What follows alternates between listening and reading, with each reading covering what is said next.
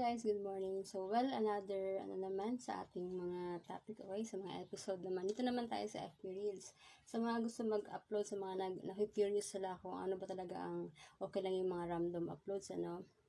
Para sa akin, okay lang naman na mag-random uploads ka. Kasi yun din naman ang laman ng content ko. Kaso lang talaga is, ang ano lang kasi, hindi siya naka-organize. Yun lang kasi yung ano dun. Parang, hindi siya maganda kung pag i-view mo yung bawat content creator, tapos halo-halo yung upload niya.